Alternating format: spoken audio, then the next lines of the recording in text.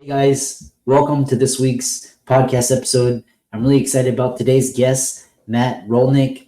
He is VP of Strategy and Innovation at YayMaker, and he's a LinkedIn consultant. He's an author. He's also an instructor on Udemy.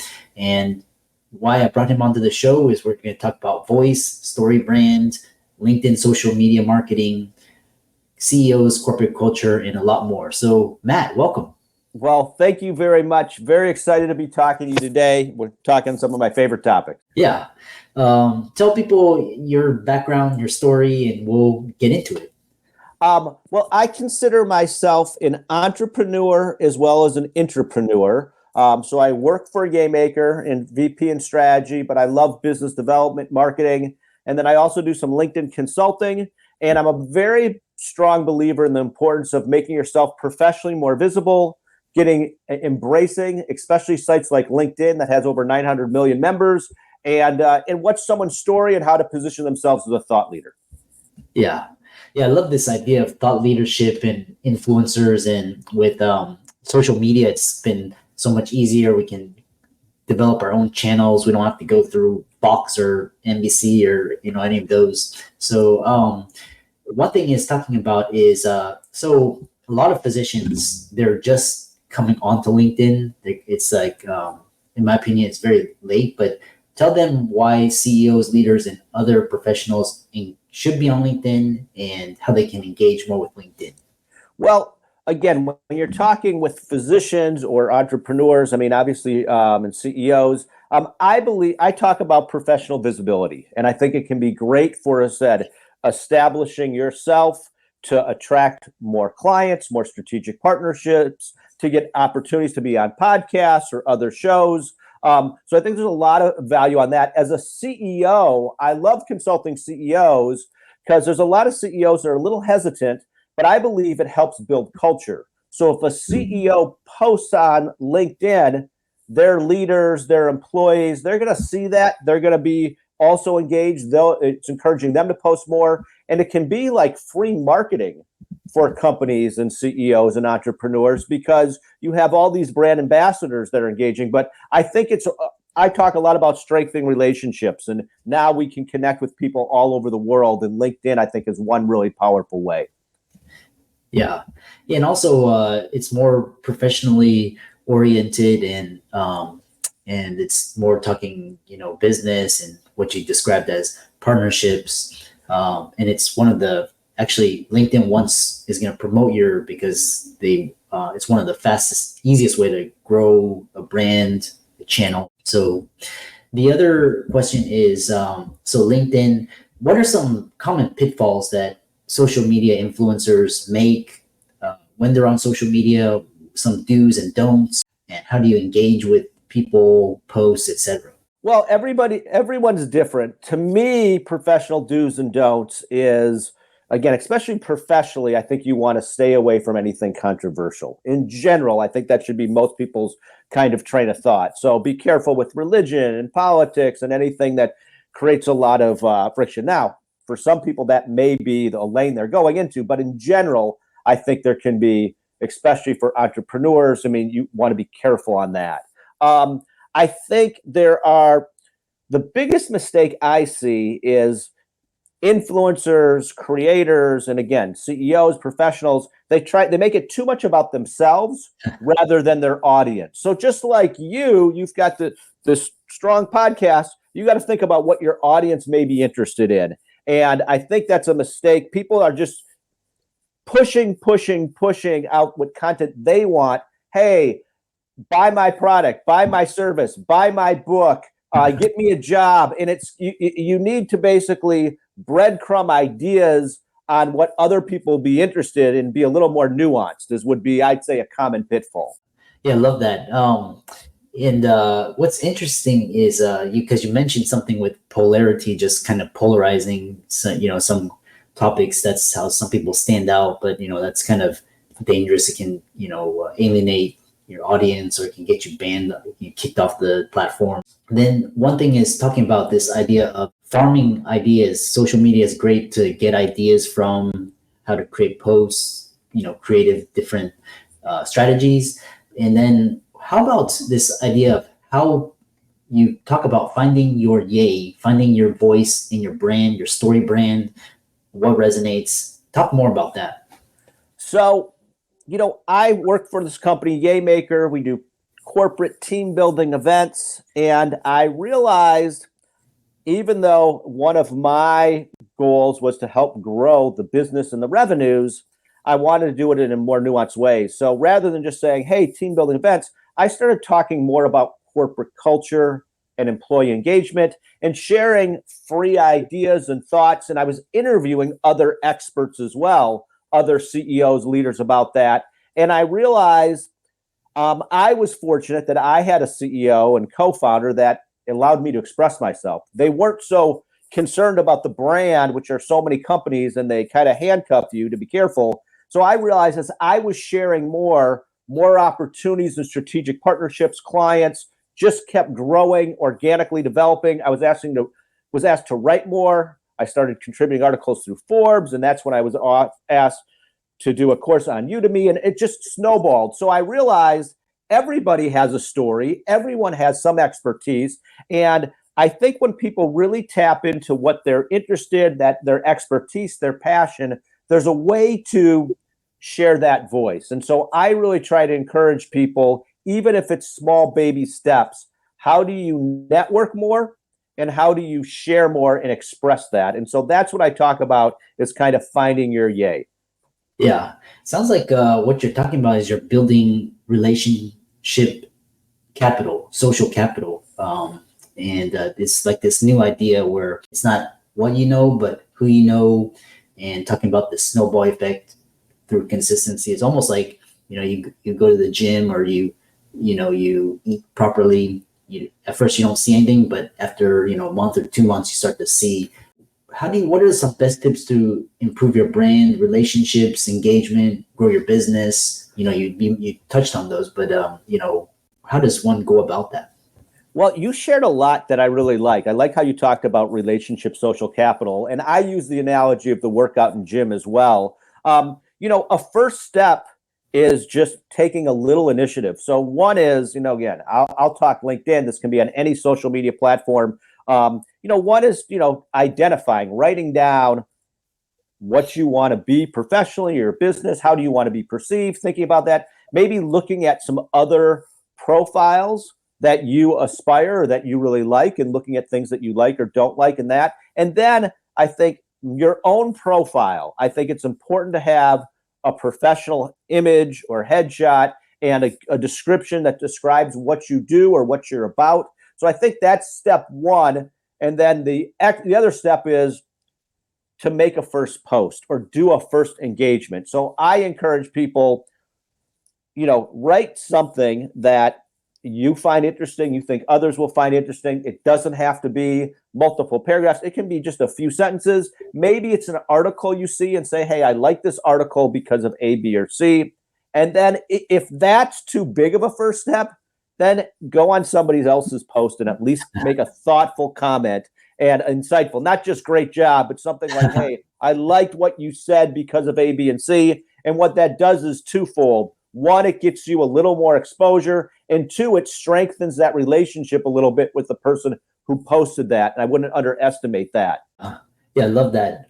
What you're talking about is a lot of entrepreneurs, solopreneurs. But what about if let's say you're still employed, you have a W-2, you have an employer, and you're talking about, for example, financial freedom or corporate culture. How do employers look at that? Like, I know they start to go on the social media, kind of they track you or all of that. How do you navigate that?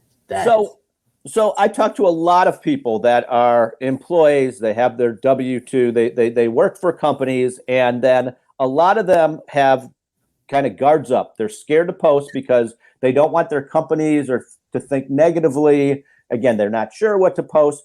Again, I encourage to share what you're liking about your work, about the company. I think it's overall 90+% of the time received very well. And I think there's a lot of advantages to it. A lot of companies like the idea of hiring people who have a strong network, that are seen professionally, again, a little bit as a thought leader. And there's a lot of ways. I mean, resumes now are not nearly as important as a LinkedIn profile. So you can get recommendations on LinkedIn.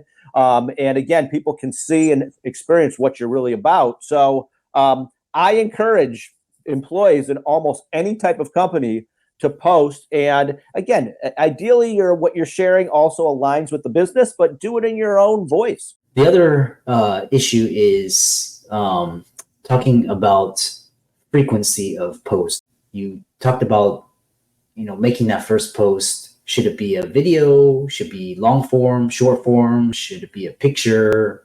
Should it be article? What are your thoughts around those? So it really depends on your goals and who you are. So realistically, if you're going to be a content creator, you want to be an influencer, you want to make a real impact, you're posting almost every day on LinkedIn, at least 5 times a week, if that's your goal. However, I've worked with several CEOs and professionals, and they're like, LinkedIn's not my thing. It gives me a little stress. I don't know what to put, all these things. And so then I'm basically like, hey, let's try to post once a month.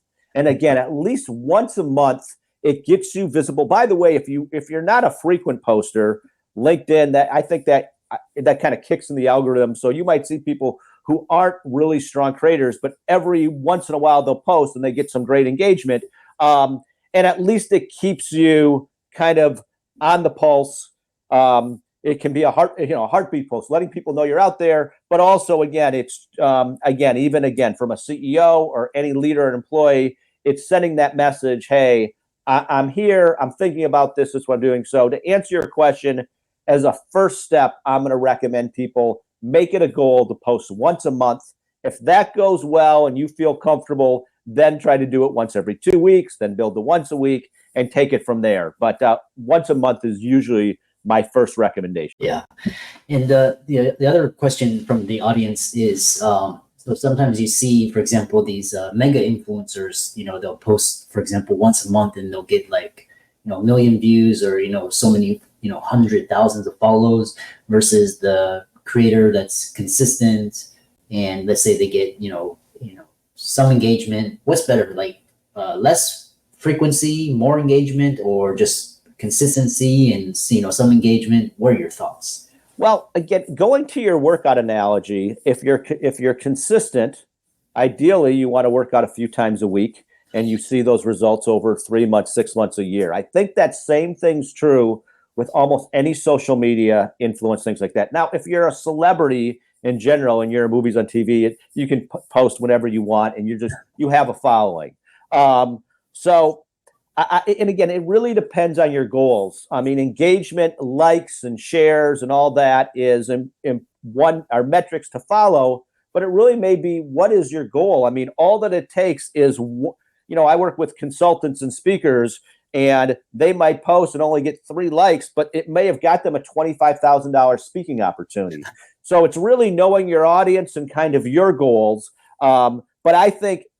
And you can have a really niche. I mean, you might be just wanting to talk. You might just love radiology, and that is your specialty, and you want to be seen as a radiology thought leader, and maybe you've got a new product idea, and you've got a very targeted niche, and it's okay if only 50 people are checking out your post once a week. That's okay. Or you may want to be, again, some of these more motivational speakers are trying to broaden their audience as much as possible, and they really want to see the engagement. But they're always doing a call to action at the end to say, book me if interested, or wanting to talk how I can do that. So, I mean, I think you want to have engagement goals, but also think about what is the goal of you or your business. Yeah, it's interesting because, I know a lot of physicians, like one physician, he's like very, very, very niche, like dermatology, and he's got like millions of followers on TikTok and YouTube, and he just talks about, that specific question. And just it's amazing, the ability for these platforms to reach so many people. Talk about how does becoming, there's the success, but then there's influence. So a lot of people are now transitioning into thought leadership, becoming an influencer. How does someone become that, or if they're interested in that as a career for the younger individuals? So, I mean, there's several steps. I mean, one is posting consistent content. The other, I like the idea of collaborative content where you work on an article with other people and you're always collaborating or doing videos like this. Recently, LinkedIn has kind of partnered with AI where they have these collaborative articles where AI kind of starts it and then they encourage people to contribute with it, whatever your niche is. So that would be, I mean, that would be one of the simplest steps, I would say, to look at these LinkedIn collaborative articles. And I know that I've started posting more of them. And I think because of it, LinkedIn badged me as a top entrepreneurship voice. And I think that was a big part of it. Yeah. So also LinkedIn makes writing an article very easy too. They just have a link where you can just start an article, put an image, and that's a start too. But really it's just posting content and embracing it more and carving out the time to do it. I mean, you can carve out 10 minutes a day. If you do that over 6 months, you're going to see the fruits of your labor. So, yeah, I love that because I love writing on LinkedIn because it's so easy. It's like it's very easy. It's almost you can pump out an article.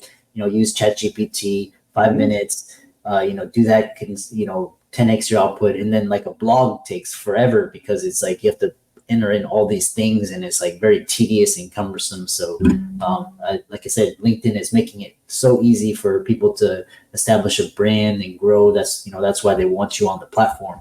Very interesting. How do people contact you if they're interested in learning about your work on corporate culture, reach out to you, etc.? I'd say the best way to reach out to me is LinkedIn.